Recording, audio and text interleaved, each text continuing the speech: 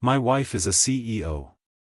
I helped build her career from the ground up, found her job postings, believed in her before she believed in herself, held everything together so she could climb. On our 6th anniversary I drove to her office with white lilies to surprise her. The security guard at the front desk saw my face and laughed before he could stop himself. Then he told me he saw her husband every morning. I hadn't been to that building in 2 years. Viewers, before you continue, please subscribe, like and share for more interesting stories. My name is Lo Cooks. I'm 38 years old, a structural engineer based out of Chicago, and until 11 days ago, I believed I was a man who had built a good life. That's the honest version. The version I'd been telling myself for so long it had stopped feeling like a choice and started feeling like fact. I grew up in Gary, Indiana, in a house where the walls were thin and the promises were thinner. My father left on a Tuesday when I was 9 years old. No argument. No warning. Just his truck backing out of the driveway at 6 in the morning and never coming back. I watched it from my bedroom window. I didn't cry then. I cried about 4 years later, when I finally understood that the waiting I'd been doing was pointless. He wasn't coming back. That kind of thing doesn't leave a boy cleanly. It carves a groove in him, and everything he does for the rest of his life runs along that groove whether he knows it or not. For me, that groove was this: stay. Show up. Be the man who doesn't leave. I built a career around permanence, bridges, foundations, load-bearing structures designed to outlast the men who designed them. And I built my marriage the same way. Her name is Maddie Lo. She took my last name 6 years ago in a small ceremony in Millennium Park, and I remember thinking I had never seen anything so beautiful in my life. When we met, she was a mid-level operations manager grinding through 60-hour weeks and eating lunch at her desk. I was the one who told her she was built for more. I found the job posting for the VP role and put it on the kitchen table without saying a word. I ironed her blazer on her first day as CEO. I was her loudest fan, her most constant support, the man holding the ropes while she climbed. I had no idea someone else was waiting at the top. Our 6th anniversary fell on a Tuesday. I took the afternoon off, told my project manager I had a personal appointment, and stopped at a florist on Michigan Avenue for white lilies, her favorite, always her favorite, a detail I had memorized the way you memorize the things that matter. I felt good driving to the Halloran and Vance Tower. Romantic, even. The kind of man doing the kind of thing that gets described later at dinner parties as thoughtful. I parked in a garage 2 blocks away and walked with the bouquet under my arm like I owned the afternoon. The lobby was all marble and fluorescent calm, the kind of building that costs money just to breathe inside. At the front desk sat a security guard with a shiny badge that read Ray. Big guy. Straight posture. The face of a man who had seen everything this building had to offer and was impressed by none of it. I told him I was there to see Maddie Lo, the CEO. I told him I was her husband, and I smiled the way you smile when you're about to make someone's day better just by existing. Ray looked up from his monitor. He looked me over, not rudely, just slowly, the way people look at something that doesn't quite fit where it's standing. And then he laughed. Not a polite chuckle. A real laugh, the involuntary kind, the kind that escapes before the brain can catch it. He caught himself fast. Pressed his lips together. Straightened his jacket. Put the professional mask back on with the practiced speed of a man who'd made this mistake before and didn't intend to make it again. But the laugh had already happened. It was already in the room with us, taking up space. He cleared his throat and said it carefully, like he was choosing every single word. Sir, I see her husband every day. He's usually upstairs by 9. I stood there holding white lilies in a marble lobby, and the entire architecture of my life cracked straight down the middle. I didn't react. That surprised me later, when I replayed it, the fact that I just nodded at Ray like he'd told me the elevator was on the left, turned around, and walked to the cafe across the atrium. I found a seat behind a glass partition where I could see the elevator bank without being seen. I set the lilies on the table. A petal fell off and landed on the marble floor and I watched it like it meant something. I ordered a coffee I didn't drink. And I waited. 23 minutes. I know because I watched the clock above the elevator panel the entire time, counting the way you count when your brain needs something mechanical to do so the rest of you doesn't come apart. Then the elevator opened. Maddie walked out first, heels sharp on the marble, laughing at something before she'd even fully cleared the doors. Behind her came a man I had never seen. Tall. Gray at the temples in the particular way that gets called distinguished. A suit that hadn't come off a rack. He leaned down to say something close to her ear and her laugh went a register higher, easy and unguarded, the laugh I thought only I got to hear. Then she reached up and fixed his collar. One hand, 2 fingers, the automatic adjustment of someone who had done it 100 times before. That gesture. That small, unhurried, intimate gesture. You don't fix a man's collar like that unless it has become muscle memory. Unless you have stood close enough to him, often enough, that his appearance has become something that belongs partly to you. I had a name for him within 48 hours. Conrad Halloran. Founding partner of the firm that bore his name. Not just Maddie's boss, not just a colleague, the man who had handed her the CEO title like a gift, which I now understood was exactly what it had been. 2 years they had been at it. I sat behind that glass partition with cold coffee and a dead bouquet and watched my wife walk out of the building with the man she had chosen instead of me. I drove home on autopilot, the kind of driving where you arrive and can't account for any of it, the lights, the turns, the other cars. I sat in the driveway for 40 minutes. The garage door opener was in my hand the whole time and I never pressed it. When I finally went inside, I didn't pour a drink, didn't turn on the television, didn't do any of the things people do when they're trying not to think. I went to the office and I opened the laptop and I did what I was trained to do, I looked for the load-bearing structure. I pulled our joint bank statements going back 18 months. Maddie had set up 3 shared business accounts 2 years ago, told me it was for tax efficiency, and I had signed where she pointed because I trusted her the way you trust the floor beneath you, not with thought, just with your full weight, automatically. What I found should have taken my legs out from under me. $14,000 transferred to an LLC I didn't recognize, 2 payments, 7 months apart. Hotel charges in Milwaukee on a weekend she'd called a regional conference. Indianapolis, a Thursday through Sunday, same story.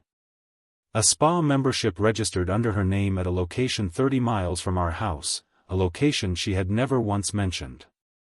She hadn't been careless. That was the part that kept snagging in my mind as I scrolled. She had been precise. Meticulous. She had built a parallel life the way a good engineer builds a secondary structure, weight distributed carefully, no single point holding too much, nothing that would fail visibly from the outside. I had watched her work for 6 years and never recognized that she was applying the same discipline to deceiving me. The Milwaukee hotel receipt listed 2 guests. The Indianapolis one did too. Same dates, same rooms, 2 pillows, 2 futures running clean and undetected alongside mine. Then I typed the LLC address into a search and I recognized the building immediately. I had designed the foundation for that complex. 6 years ago. The year we got married. I drove to Lincoln Park the next morning before the sun had fully decided to come up. The building on Dickens Avenue was exactly as I remembered from the blueprints, clean brick, good bones, a front entrance with a recessed doorway I had spec'd myself to manage wind load off the lake. Unit 4B was on the 4th floor, east-facing. I parked across the street and I sat there with the engine off and the heat running and I told myself I didn't know what I was waiting to see. That was a lie. I knew exactly what I was waiting to see. At 8:12 in the morning, the front door opened and Conrad Halloran stepped out in a bathrobe and bare feet onto the front step. He picked up the newspaper, stood there for a moment reading something on his phone, smiled at whatever it was, and went back inside. He moved through that doorway like a man retrieving his newspaper from his own front step because that was precisely what he was doing. He wasn't visiting. He lived there. Or they lived there. I took photographs with my phone until my hand steadied enough to do it properly. The newspaper was the morning edition. His feet were bare on November concrete and he hadn't flinched, which meant he'd done it enough times to stop noticing the cold. On the passenger seat, my phone buzzed. A text from Maddie. "Morning, miss you, home by 7, a small kiss emoji at the end." I read it twice. Didn't answer. Within 2 days, Tate had pulled the property records. The apartment was owned by one of 3 LLCs, all registered within an 18-month window, all tied back through a chain of paperwork to Conrad's personal attorney. They hadn't been reckless. They had been building a shared financial life, assembled carefully and quietly, piece by piece, while I stood in our kitchen ironing blazers and believing I was the foundation of something real. The plan, as Tate eventually pieced it together, was for Maddie to leave me once she had enough liquidity to walk away without losing ground. I had been scheduled for removal. I just hadn't received the notice yet. Tate is my older brother by 4 years and a family law attorney with an office on LaSalle Street and the particular stillness of a man who has heard every version of every bad situation and is no longer surprised by any of them. I called him from the car, still parked on Dickens, still watching the building. He listened without interrupting, which is a thing he does that used to unsettle me when we were kids but now I understand is a form of respect. When I finished he was quiet for 3 full seconds. Then he said, "How much does she think you know?" I said nothing. He said, "Good, keep it that way, don't touch the accounts, don't change your routine, don't give her a single reason to move faster than she's already planning to." He poured 2 bourbons when I got to his office that evening, slid one across the desk, and I left mine sitting there the whole time we talked. His paralegal team moved quietly over the next 10 days. They pulled the LLC registrations, the property deed, the wire transfer records, the hotel receipts I'd already found and several I hadn't. What elevated this beyond a divorce case was a single document, a loan application filed against our jointly owned home in Wicker Park, co-signed, notarized, processed 8 months ago. My name was on the signature line. I had never signed it. I had never seen it. I had never been in the same room as the notary whose stamp was on page 4. Someone had forged my signature on a mortgage instrument to use our home as collateral for a financial arrangement I was never meant to know existed. Tate set the document on the desk between us and let me read it twice without saying anything. Then he said, "This isn't just a marriage case anymore." I had given Maddie access because I trusted her. She handled our paperwork because she was organized and I was busy, and it had seemed, for 6 years, like a reasonable division of labor. Organized, I now understood, had never meant trustworthy. It had meant she had been holding the keys the whole time. Tate told me to go home and act like nothing had changed. He said it simply, the way he says things that are difficult, and I understood that he was right, even though sitting across from Maddie at our own kitchen table was going to require something from me I wasn't sure I still had. I cooked pasta arrabbiata. Her favorite. I set the table the way she liked it, cloth napkins, candles, the good wine she kept for occasions she considered worth marking. When she walked in and saw the spread, she stopped in the doorway and her face did something genuine and unguarded, a softness that passed through her features before she could arrange them, and I had to work to keep my own face from answering it honestly. "What's this for?" she asked. "Because I love you," I said, and I borrowed the voice of the man who used to mean it without effort, and I delivered the line cleanly. We talked through dinner the way we used to, her week, a deal the firm was closing, a board member who was difficult in meetings. She mentioned Conrad once, offhandedly, as her board chair, a logistical reference with no weight on it, and I watched her face when the name left her mouth. Nothing. Not a flicker, not a micro-adjustment, not the faintest hesitation in the muscles around her eyes. 11 years I had been watching this woman, and I had been reading a version of her that was never the complete text. Backstory had been running beneath the surface the entire time, and I had mistaken the smoothness for depth. She asked me, somewhere near the end of the second glass of wine, whether anything was wrong. I said no, and I held her gaze, and for one long suspended moment she studied my face with the same precision she brought to boardrooms. Then her phone buzzed on the table. She glanced at it, smiled slightly, said it was just a work email, and turned it face down. But I had seen the name on the notification before her hand covered the screen. I said nothing. I refilled her glass. 3 days later, at 9 in the morning, Tate filed in Cook County. Every joint account frozen simultaneously. The forged signature submitted as evidence in a fraud claim. The 3 LLCs flagged as marital assets subject to full disclosure. The loan against our home in Wicker Park flagged for criminal review.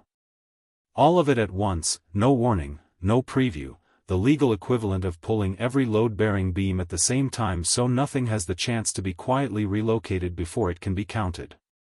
I was at my drafting desk when Maddie called the first time.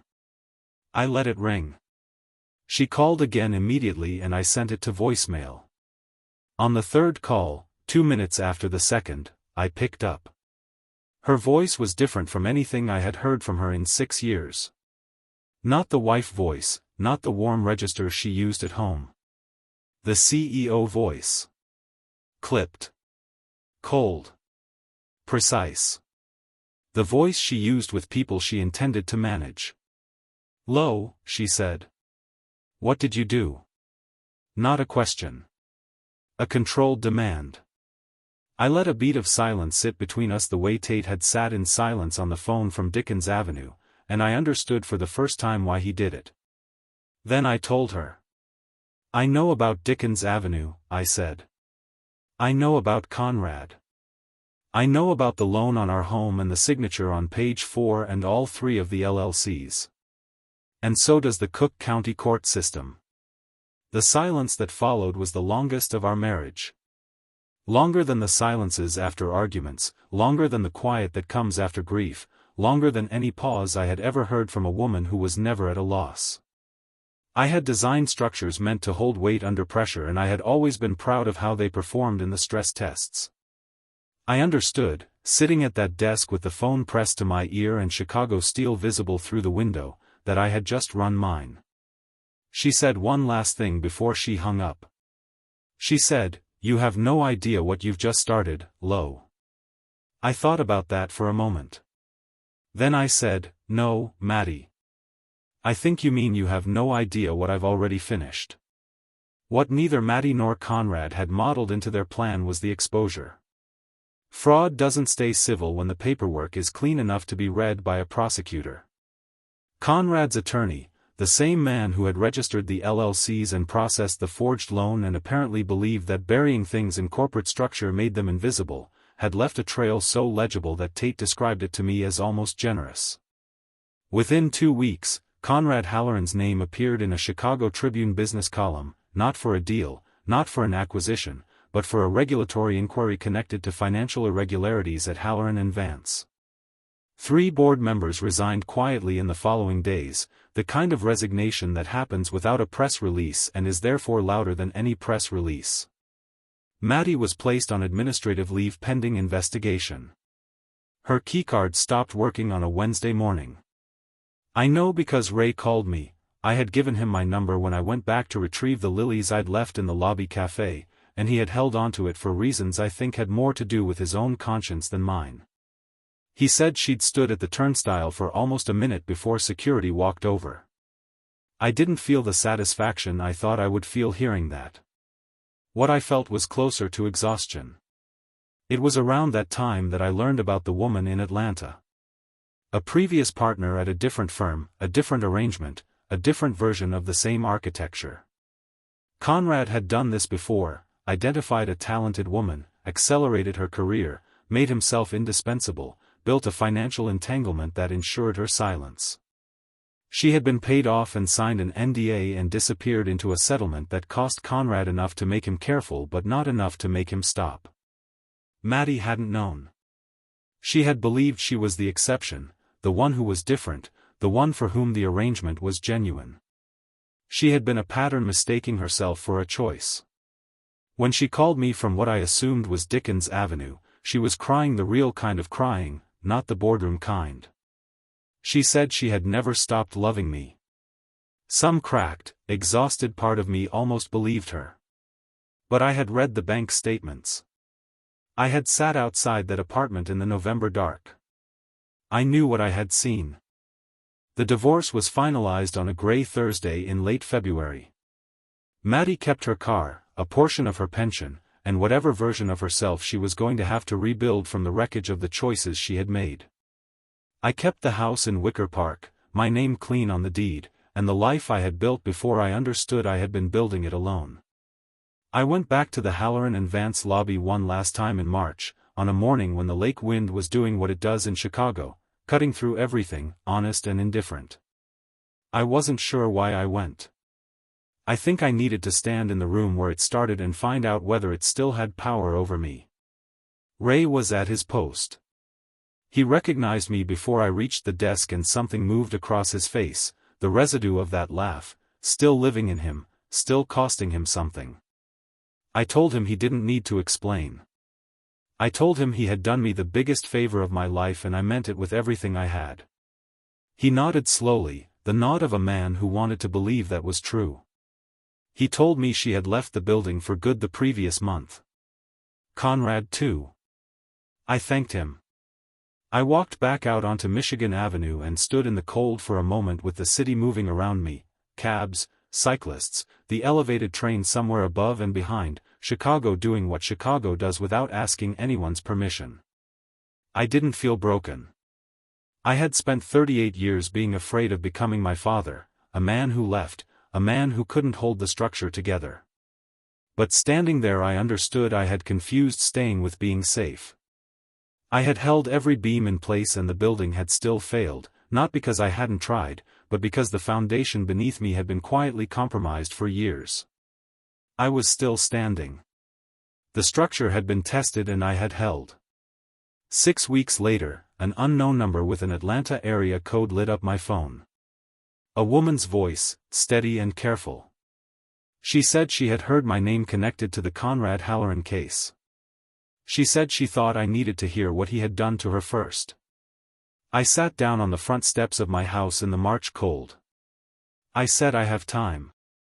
Thanks for watching, please subscribe, like and share for more interesting stories.